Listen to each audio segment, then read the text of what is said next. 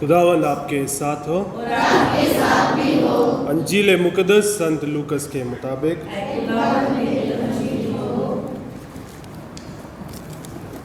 यीशु ने अपने शिष्यों से कहा,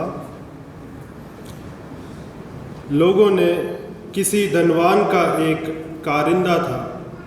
लोगों ने उसके पास जाकर कारिंदे पर ये दोष लगाया कि वह आपकी संपत्ति उड़ा रहा है। इस पर स्वामी ने उसे बुलाकर कहा, मैं तुम्हारे विषय में क्या सुन रहा हूँ? अपनी कारिंदगी का हिसाब दो, क्योंकि तुम अब से कारिंदा नहीं रह सकते। तब कारिंदा ने मन ही मन ये कहा, मैं क्या करूँ? मेरा स्वामी मुझे कारिंदगी से हटा रहा है। मिट्टी खोदने का मुझ में बल नहीं, भीख मांगने में मुझे लज्जा आती है। हाँ, अब समझ में आया कि मुझे क्या करना चाहिए, जिससे कारिंदगी से हटाए जाने के बाद लोग अपने घरों में मेरा स्वागत करें। उसने अपने मालिक के कर्जदारों को एक एक करके बुलाकर पहले से कहा, तुम पर मेरे स्वामी का कितना ऋण है? उसने उत्तर दिया, 100 मन तेल। कारिंदा ने कहा, अपना रुका ले लो और बैठकर 50 लिख दो। फिर उसने दूसरे से पूछा, तुम पर कितना ऋण है? उसने कहा, 100 मन गेहूं। कारिंदा ने उससे ये कहा, अपना रुका लो और 80 लिख दो। स्वामी ने बेईमान कारिंदे को सराहना की, उसने चतुराई से काम किया है, क्योंकि इस संसार की संतान आपसी लेन देन में ज्योति की संतान से अधिक चतुर है। और मैं तुम लोगों से कहता हूँ, झूठे धन से अपने लिए मित्र बना लो, जिससे उसके समाप्त हो जाने पर वह लोग परलोक में तुम्हारा स्वागत करें।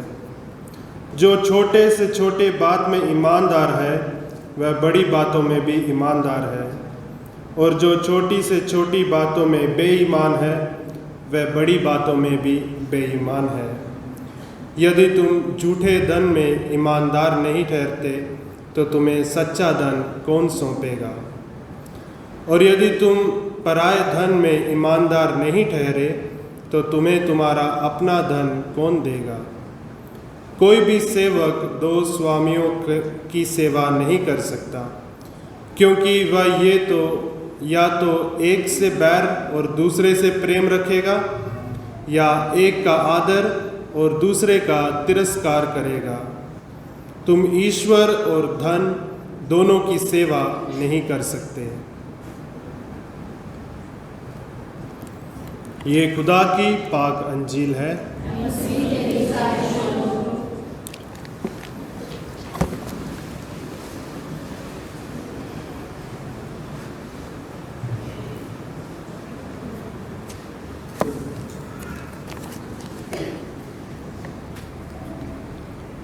खुदावंद यीशु मसीह में प्यारे भाइयों और बहनों, हर इतवार हमारी लंबी बाइबल स्टडी है। हर इतवार पहला पाठ, उसके बाद ज़बूर, दूसरा पाठ, फिर अंजील है।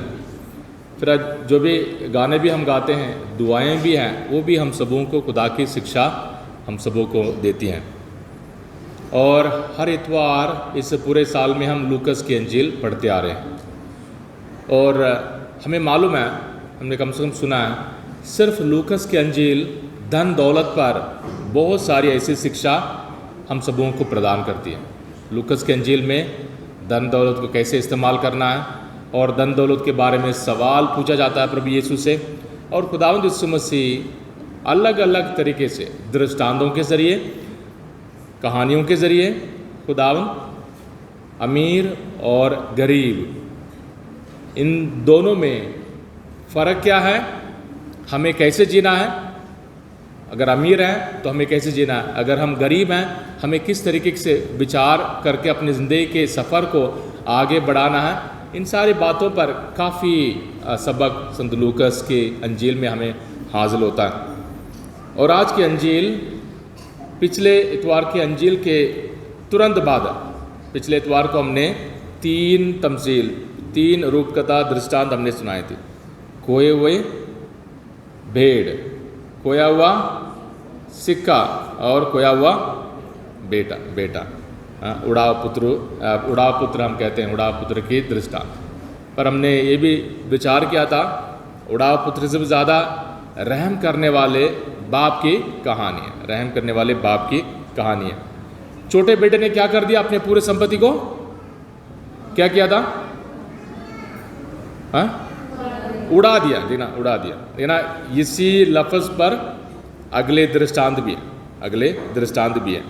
यहाँ बेटा नहीं है, यहाँ एक नौकर है। कारिंदे का मतलब मैनेजर के समान है। देखना बड़े बड़े कोठियों में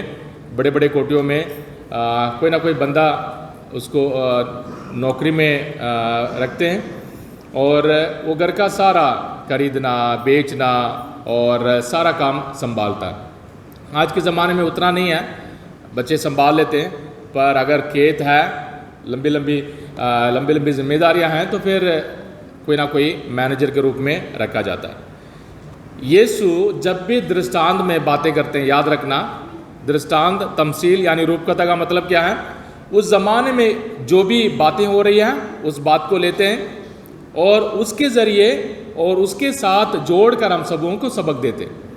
यानी खुदावंद यीशु मसीह के समय में बड़े बड़े अमीर लोग मैनेजर रखते थे, नौकर रखते थे, जो घर का सारा काम संभालता, खरीदना, बेचना, खाना बनाना और देना, नौकरों को सैलरी देना, सारा काम।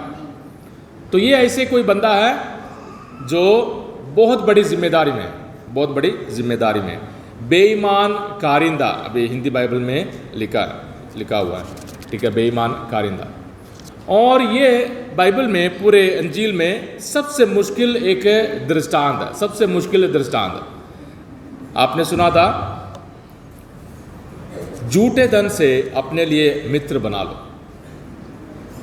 जिससे उसके समाप्त होने पर वे परलोक में तुम्हारा स्वागत करें। मालिक ने इस नौकर की तारीफ की या उसकी निंदा की? उसकी तारीफ की। पहले पकड़ा गया, बहुत सारा धोखा किया होगा, लूटा होगा, खर्चा किया होगा, उड़ा दी, इसने मालिक के संपत्ति को उड़ा दी। इल्ज़ाम ये था और उस इल्ज़ाम के लिए मालिक कहता है कि आज अपना हिसाब दो, तुम दोबारा मेरे अंडर काम नहीं करोगे, मेरे घर में काम नहीं करोगे, मेरे खेत में काम नहीं करोगे, मेरे फैक्ट्री में काम नहीं करोगे, मुझे तुम्हें मैनेजर के रूप में नहीं रखना। इसलिए उसकी छुट्टी तो हो गई है, पर निकलने से पहले वो अपना हिसाब हेरा फेरी करके वो अपने लिए हिसाब बना लेता। 100 मन तेल और उसको 50 लिखवाया, और अनाज को यानी गेहूं को 80 बना लिया।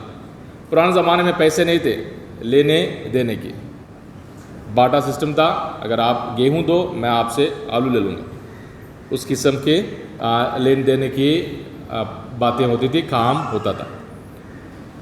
उतनी बड़ी तेज़ दिमाग नहीं, पर उसने अपने लिए इंतज़ाम कर लिया और उस मालिक ने उस बंदे की तारीफ़ की। पुराने उससे पिछले दृष्टांत में उड़ाव पुत्र की कहानी में उसके बाप ने उस पर रहम किया। यहाँ तक बड़ा बेटा कहेगा, वेश्याओं के साथ उसने आपकी संपत्ति उड़ा लिया, फिर भी आपने उसके लिए बड़ा मोटा बछड़ा मारा। देखना, खुदा के तरीके हमारे तरीके में ज़मीन आसमान का फ़र्क है।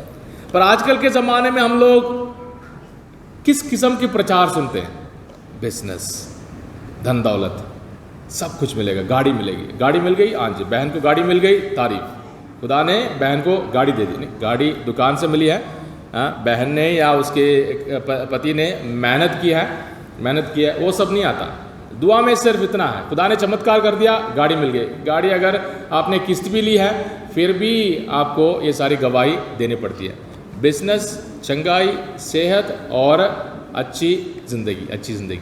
तो मेहनत इसमें बीच में कभी भी इस्तेमाल नहीं किया जाता। शॉर्टकट और प्रॉस्पेरिटी गॉस्पेल, सही सलामती वाली ज़िंदगी हम ढूंढते हैं, सही सलामत वाली ज़िंदगी का हम ऐलान करते हैं। ये दृष्टांत हम सबों को थोड़ी सी टेढ़ी लगती है, पर इसका जो मतलब है वो बहुत गहरा है। इसका मतलब बहुत गहरा है। अगर आपके पास बाइबल है, घर में जाकर ज़रूर पढ़ें। लूकस के अंजिल उसका 16 बाब 1 से 8 तक दृष्टांत है, 1 से 8 तक दृष्टांत उसकी कहानी। हाँ जी, किसी धनवान का एक कारिंदा था, वो पकड़ा गया और मालिक ने कहा अभी तेरी छुट्टी हो गई है, जल्दी हिसाब दो। हिसाब देने से पहले उसने हेराफेरी किया और 100 को 50 कर दिया, 100 को 80 कर दिया, और मालिक उसकी तारीफ करता। स्वामी ने बेईमान कारिंदे को इसलिए सराहा, इसलिए उसकी तारीफ की कि उसने चतुराई से काम किया। क्योंकि देखना मुद्दा ये है, क्योंकि इस संसार की संतान, इस दुनिया के लोग आपसी लेन देन में खरीदने बेचने में ज्योति की संतान से अधिक चतुर है। हम लोग इस दुनिया की संतान है या ज्योति की संतान है? हम लोग इस दुनिया की संतान है, इस दुनिया के लोग हैं या ज्योति के लोग हैं? है ना, हम लोग दोनों तरफ। जब तक इस दुनिया में रहेंगे हम इस दुनिया के लोग हैं, पर हमारी जो निगाहें, हमारी नजरें, हमारे सोच विचार, हमारा दिल कहाँ लगना चाहिए? ऊपर की ओर। तो सबक ये है ये पूरे दृष्टांत में, अगर आप घर में जाकर पढ़ेंगे लूकस 16 बाब 1 से 8 तक, सेंटर ये है, पूरा जो दृष्टांत का सेंटर ये है, इस संसार की संतान, इस दुनिया के लोग आपसी लेन देन में ज्योति की संतान से अधिक चतुर हैं। अभी हमारे ऊपर लागू करें। हम रोज मेहनत करते हैं, बच्चे पढ़ते हैं, कुर्बानियाँ चढ़ाते हैं, दुख दर्द उठाते हैं। हमारे पूरे ध्यान, हमारा पूरा सोच विचार इस दुनिया पर ज़्यादा है या अगली दुनिया पर है?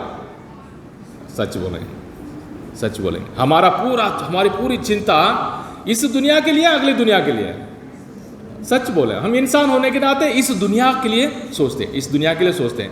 हाँ जी, देखो उस लड़की के कपड़े देखो, मेरे बेटे को उसी तरीके से कपड़ा मैंने लेकर दाना। उसने ईयररिंग्स कौन से पहनी है, घर जाकर उसी के हिसाब से मैंने पहनना। ये इंसान होने के नाते ये मामूली चीज़ है, इसमें कोई भी शर्म आने की बात नहीं है। बात ये नहीं है। हम लोग इकरार करते हैं कि हमारा पूरा ध्यान होता है आज कैसे खाएं, आज कैसे पहने, आज कैसे रहें। ऐसे भी हो सकता है खुदावंद कहता है कि चिंता मत करो क्या खाएंगे क्या पिएंगे। खुदावंद ये नहीं कह रहा है कि चिंता मत करो अच्छे कपड़े नहीं पहनो ना। खुदावंद कहता है कि टेंशन लेकर, इतनी परेशानी से, इधर से उधार लेकर, उधर से गिरवी रखकर ना, वो हमारे लिए लायक नहीं है। मत्ती के अंजिल उसका 6 बाब। अभी दोबारा लूकस के अंजिल उसका 16 बाब में इस दृष्टांत में, इस दुनिया की संतान आपसी लेन देन में ज्योति की संतान से अधिक चतुर है, अधिक तेज है। तो हम अपने आप को देखें, हम इस दुनिया के लोग हैं, और अगली दुनिया के भी लोग हैं, ज्योति के भी हम संतान हैं। बपतिस्मा के दौरान हम सबों को ज्योति दी गई, हम सबों को एक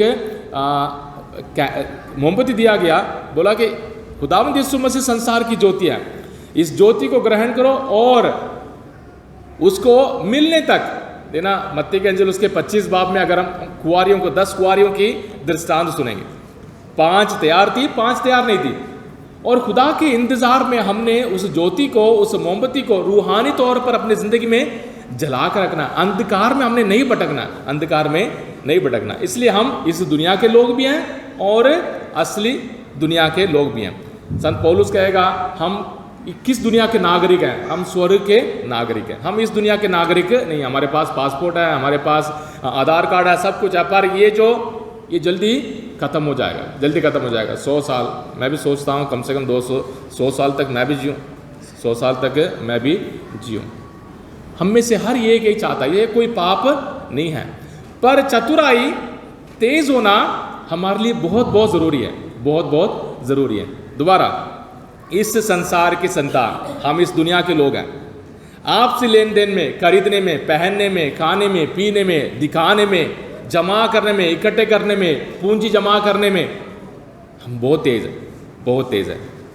और ज्योति की संतान उतने तेज़ नहीं है। हम ज्योति की संतान भी हैं, हम ज्योति की संतान भी हैं, पर हम उस रूहानी ज़िंदगी के बारे में उतना सोचते नहीं हैं, उसके लिए उतना हम खर्च नहीं करते, उसके लिए हम जमा नहीं करते, उसके लिए हम उतनी कुर्बानियाँ नहीं चढ़ाते, उसके लिए कुर्बानी चढ़ाते। लड़के जब ये जो टैटूस लगाते हैं ना, टैटूस बोलते ही नहीं ये बड़ी परेशानी है, मेरे घर में वो नहीं चलता है, मेरी पढ़ाई नहीं हो रही है, वो नहीं हो रही। और जब टैटूस जब बनाते हैं उसमें बहुत दर्द होती है, उसको मतलब टाइट पकड़ कर रखना पड़ता है उसमें। उसके बाद बुखार भी आ सकता है, बुखार भी आ सकता है, और बीमार भी हो सकता है, कोई ऐसे वायरस भी घुस सकता है और इन्फेक्शन भी हो सकता है। पर उस टैटू बनाने के लिए कितने दुख दर्द उठाते हैं, कितनी मेहनत करते हैं, ये ना इस दुनिया की बात है। इस दुनिया के लिए हम दुख दर्द सहने के लिए तैयार हैं, पर अगली दुनिया के लिए कितना दुख दर्द सहते हैं। चर्च आना एक तैयारी है हर रोज़ या हर एतवार को, कि खुदा से कहना है प्रभु मैं इस दुनिया का नहीं हूँ। हाँ, खुदा के दिन को पाक रखना तूने कहा। क्यों? क्योंकि हम इस दुनिया के नहीं हैं, इस दुनिया के खाएंगे पिएंगे मज़ा उड़ाएंगे, कल ख़त्म हो जाएगा। उसके बाद ना हमारे पास जो है वो जाएगा, या हमारी सूरत जाएगी, हमारे कपड़े जाएंगे, हमें नंगे हमें लोग बेच देंगे। अगर हम चाहते भी हों फिर भी हमारे लिए एरोप्लेन नहीं आएगा कि हमारी गाड़ी भी जाएगी, हमारे बीवी बच्चे भी जाएंगे, नहीं, ऐसा कुछ भी नहीं होने वाला। दोबारा और एक बार, क्योंकि इस संसार की संतान आपसी लेन देन में ज्योति की संतान से अधिक चतुर है। अभी सबक देखना, उसके बाद जो भी आयतें हैं हम सबों को समझने के लिए मदद करती हैं। यीशु कहते हैं, मैं तुम लोगों से कहता हूं झूठे धन से अपने लिए मित्र बना लो, झूठे धन से अपने लिए मित्र बना लो, जिससे उसके समाप्त होने पर वे परलोक में तुम्हारा स्वागत करें। लेकिन अभी आपको समझाने की जरूरत नहीं। झूठा धन कौन सा है? अभी उस कारिंदे को छोड़ देना, उस बेईमान नौकर को छोड़ देना। अभी हमारी है इस दुनिया और असली दुनिया। झूठा धन कौन सा है? झूठा धन हमारे पास जो कुछ भी है ये असली धन है या झूठा है? क्यों झूठा? क्यों? क्योंकि ये खत्म होने वाला है। झूठा क्यों? क्यों ये रह जाएगा। मदर तेरेसा बार बार खासकर अमीरों को बोलती थी, क्या करते हो आप क्या करते हो अपने सफर में? आपके सूटकेस कहाँ है? लोग हैरान होकर बोलते थे, सूटकेस कौन सा सूटकेस है? जितने अच्छे काम करोगे उसी से आपका सूटकेस भरेगा, और वही सूटकेस आपके लिए अगली दुनिया के लिए जाएगी, और उस सूटकेस के बिना आप खाली हाथ जाओगे। आपने इस दुनिया में रहते वक्त अपनी सूटकेस को भरना है अच्छे कामों से, कुर्बानियों से, खुशियों से, उम्मीद से, प्यार से, दूसरों के लिए, बच्चों के लिए, खासकर बच्चों के लिए। प्यारे भाई और बहन, आज के ज़माने में जितना इन्वेस्ट करना अपने बच्चों पर इन्वेस्ट करो। सिर्फ पैसे ही नहीं, कपड़े ही नहीं, खाना पीना नहीं, बहुत सारी चीज़ें, कुर्बानियाँ। अगर बच्चे चिप्स खाते हैं, अगर बच्चे कोल्ड ड्रिंक पीते हैं, छोटे छोटे बच्चे बीमार हो जाते हैं, माँ बाप की शुरुआत वहाँ है। नहीं, आज से मेरे घर में कोल्ड ड्रिंक्स और चिप्स नहीं। ये छोटी सी बात है। आप सोचोगे कि हाँ जी फादर मजाक कर रहे हैं, ना, छोटी सी बात है, पर बच्चों की ज़िंदगी आपके हाथ में,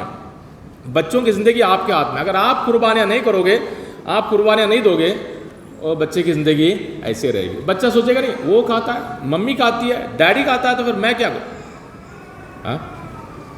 चिप्स, कुरकुरे, और हम मजाक में ले लेते हैं, पर ये सारी चीज़ें असली चीज़ें हैं। हमने लोगों के लिए, बच्चों के लिए खासकर इन्वेस्ट करना है और बच्चों को सबक देना है।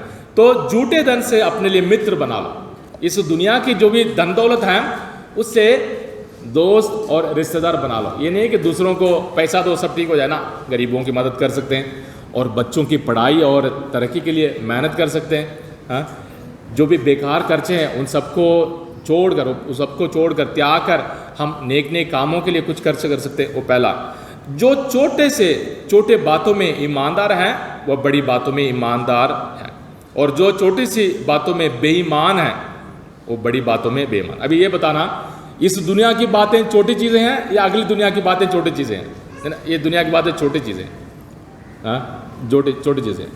कितने लोग फॉरवर्ड करते हैं, हाँ जी अभी ये अंबानी ने या वो फलाने ने दुनिया का पहला बंदा बन गया, इसलिए आज आपको इंटरनेट फ्री मिलने वाला है। फॉरवर्ड करो, सबको फ्री मिल जाएगा। देना, ये दुनिया की चीज़ें जितना भी है, जितने भी बड़े लोग, प्राइम मिनिस्टर हो, प्रेसिडेंट हो, या कोई भी हो, जितने भी खूबसूरत हो और मिस यूनिवर्स हो, जो कुछ भी हो, इस दुनिया में हम हमेशा छोटे से छोटे लोग हैं। अगर कोई हार्ट अटैक में अगर आज मर गया, कल 2-4 लोग आंसू बहाएंगे, यहाँ भी जहाँ कहीं भी, उसके बाद भूल जाएंगे। दुनिया के तौर तरीके ऐसे ही हैं, हमारे मरने पर ऐसे ही होगा। लोग बोलें जल्दी से जल्दी घर से निकालो, क्योंकि नहीं तो फिर मुश्क आएगी। जल्दी से जल्दी निकालो, मुश्क आएगी। इस दुनिया में हम छोटे से छोटे लोग हैं, हमारी ज़िंदगी छोटी से छोटी जिम्मेदारी है। तो हम छोटी से छोटी चीज़ों में अगर हम जिम्मेदार नहीं ठहरे, ईमानदार नहीं ठहरे, तो बड़ी बड़ी चीज़ें हमें दी नहीं जाएगी। यदि तुम झूठे धन में ईमानदार नहीं ठहरे, देना अगर दोबारा धन दौलत, झूठी धन दौलत इस दुनिया की है, अगर इसमें ईमानदार नहीं है तो फिर सच्चा धन हमें कौन सौंपेगा। और यदि तुम पराये धन में ईमानदार नहीं ठहरे, पराये धन में देना हमारा नहीं है, सब कुछ जो कुछ मिला खुदा का है, और जो हमें ज़रूरत नहीं है वो दूसरों का है, गरीबों का है। जो हमारे नहीं है, जो हम अगर मान लो हमारे पास 10 कपड़े हैं और उनमें सिर्फ 5 इस्तेमाल करते हैं, 5 पहनते हैं, बाकी संभाल कर रखा है। और कलीसिया के शिक्षा के मुताबिक वो 5 हमारे नहीं हैं, गरीबों के हैं, जिनके कपड़े नहीं हैं। अगर हमारे पास राशन इतना जमा कर रखा है, हमारे खाने के बाद जो भी हम बेकार में फेंकते हैं, हमारे नहीं थे, गरीबों के थे, पर हमने उसको भी बर्बाद कर दिया। कोई भी सेवक 2 स्वामियों की सेवा नहीं करता, क्योंकि वो या तो एक से बैर दूसरे से प्रेम करेगा, और एक का आदर और दूसरे का तिरस्कार करेगा। तुम ईश्वर और धन दोनों की सेवा नहीं कर सकते, सीधी बात। इसमें कोई भी इल्ज़ाम नहीं है, हम सबों को होश में लाने के लिए ये दुनिया और अगली दुनिया, इस ज़िंदगी, हमेशा की ज़िंदगी, खुदा की बातें और इंसान की बातें, कौन सी छोटी बात है, कौन सी बड़ी बात है, हमें समझना बहुत ज़रूरी है। पहला पार्ट हमारे लिए एक बहुत बड़ी एक भविष्यवाणी थी आमोस की किताब से। आमोस की किताब में हमेशा अमीरों के खिलाफ है। आमोस अमीरों के खिलाफ है, इसराइल के लोग जो लूटते थे उनके खिलाफ है। याकूब अपने पत्र में उसके 5 बाब में कहेंगे, याकूब अपने पत्र में उसके 5 बाब में कहेंगे, ये पढ़ना बड़ा अच्छा लगता है। मार्टिन लूथर ने कहा कि इस पत्र को निकाल देना चाहिए। याकूब अपने 5वें अध्याय में कहता है, धनियों मेरी बात सुनो, आप लोगों को रोना और विलाप करना चाहिए, क्योंकि आप पर विपत्तियां पड़ने वाली हैं। आपकी संपत्ति सड़ गई है, आपके कपड़े में कीड़े लग गए हैं, आपकी सोना चांदी पर मोर्चा जम गया है। वह मोर्चा आपको दोष देगा, वो आग की तरह आपका शरीर खा जाएगा। ये युग का अंत है और आप लोगों ने धन का ढेर लगा लिया। ना ये सारी चीज़ें हम सबों पर इल्ज़ाम लगाने की नहीं है, ये सारे हमें सिर्फ याद दिलाने की है। असली बात क्या है, झूठी बात क्या है, आज की बात क्या, हमेशा की बातें कौन सी हैं। मदर तेरेसा की वो बात हमेशा याद रखें, मेरा सूटकेस कौन सा है और मेरे जमा हुआ चीज़ें कौन कौन सी हैं, मैं लेकर जाऊंगा या लेकर जाऊंगी। अच्छे काम नहीं होंगे तो फिर खुदा को हालेलुया प्रेज द लॉर्ड से कुछ हम जीतने वाले नहीं हैं। आज का दूसरा पार्ट बहुत मशहूर है, क्योंकि कैथोलिक कलीसिया पर इल्ज़ाम लगाते हुए इन आयतों को हमेशा इस्तेमाल करते हैं। तीतुस को संत पौलुस लिखता है कि सबके लिए दुआ करनी चाहिए। मैं सबसे पहले अनुरोध करता हूं कि सभी मनुष्यों के लिए दुआ करनी चाहिए, प्राइम मिनिस्टर के लिए, राजाओं के लिए। उस समय राजा थे, आज हमारे ज़माने में उतना राजा वाला नहीं है। प्राइम मिनिस्टर हो या प्रेसिडेंट हो, ऑफिसर हो, जो कोई भी हो, नेता हो, सबके लिए दुआ करनी चाहिए। जब मैं आपके लिए दुआ करता हूँ उल्टा, अगर आप मेरे लिए दुआ करते हैं, क्या आप खुदा से मेरे लिए सिफारिश मांगते हैं? सही है गलत? जब आप मेरे लिए दुआ करते हैं, हाँ जी ये बंदा मरने वाला है, पापों से भरा है, प्रभु इस पर रहम कर और इसे चंगा कर और इसे भी जिंदा रख, ये सिफारिश की बात है। सही है गलत? इसको बोलते हैं सिफारिश। मैंने बाबूजी से बोला कि बाबूजी प्लीज़ आप अपने हस्बैंड से बताना कि मुझे म्यूनसिपैलिटी में छोटा सा काम है, आपके कहने से वो मान जाएंगे और मेरे लिए एक काम कर लेंगे। सिफारिश मांगा। तो संत पौलुस तिमोथी कहता है सारे लोगों के लिए दुआ करनी चाहिए। तो पहले ही हम लोग सिफारिश करने वाले बन गए। फिर बीच में संत पौलुस कहता है एक ही खुदा है, एक ही खुदा है, और एक ही उसका मध्यस्थ है। मध्यस्थ अभी सुच्चा भाई ने पंजाबी में पढ़ा था, विचोला हमारे लिए सब कुछ मालूम है। विचोला क्या क्या काम करता है? विचोला सारे कामों में विचोला आता है। कोई चीज़ बेचना है उसमें भी विचोला आ जाता है, और कुछ चीज़ खरीदना है उसमें भी विचोला आ जाता है। और उसके लिए भी अच्छा बोलता है, इसके लिए भी अच्छा बोलता है, ताकि उसको फ़ायदा हो जाए, उसके नाम हो जाए। विचोला यानी मध्यस्थ करने वाला। यीशु ही मध्यस्थ करने वाला, यीशु ही विचोला देना। इसका मतलब जब दूसरे मिशन वाले कहते हैं, कैथोलिक लोग माँ मरियम और संतों को पूछते हैं, संतों से दुआ करते हैं, देना सीधी बात यीशु ही एकमात्र विचोला है। क्यों एकमात्र? क्यों? क्योंकि वही जान देकर हम सबों को बचा सकता है, जान देकर हमें बचा सकता है। अगर मैं आपसे लेकर उनको देता हूं, मैं अपना नहीं डालता, मैं अपना पैसा उसमें नहीं डालता, मैं आपसे खरीदता हूं और उनको बेचता हूं और मुझे ज़रूर फायदा हो जाता है। पर यीशु का बिचौला बनना बिल्कुल अलग है। यीशु का बिचौला बनने का मतलब क्या है? यीशु अपनी जान देता है।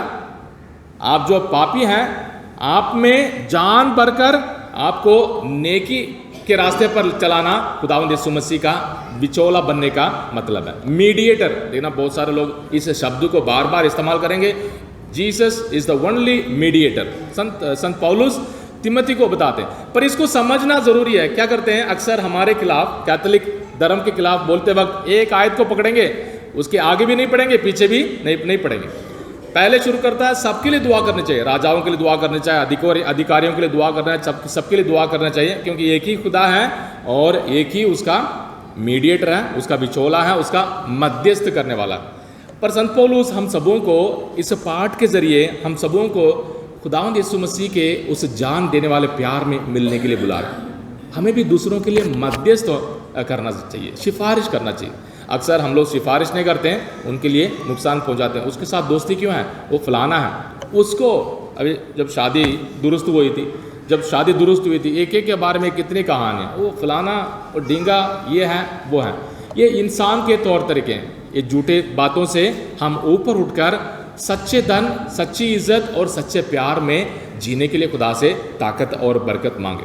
याद रखें लूकस के अंजिल उसका 16 बाब, घर में जाकर अगर आपने पढ़ना है, मोबाइल में स्टेटस लगाना है, स्क्रीनशॉट लगाना है, लूकस के अंजिल उसका 16 बाब। जो आए थे आपको अच्छे लगे उसे स्टेटस में डालें, एक दूसरे के साथ बांटें और इस सबक को याद रखें, क्योंकि इस दुनिया की संतान लेन देन में, खरीदने बेचने में, दिखने और दिखाने में ज्योति के संतान से बहुत तेज हैं, चतुर हैं।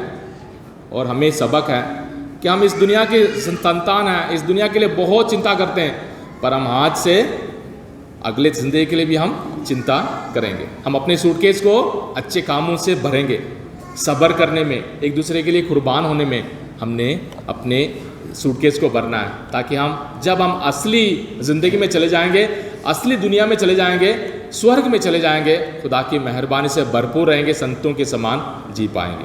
हमारे सारे ज़रूरतों के लिए दुआ मांगे, अपने परिवारों के लिए दुआ करें, खासकर हमारे बीमार भाई बहनों के लिए दुआ करें और बच्चों के लिए दुआ करें। आमीन।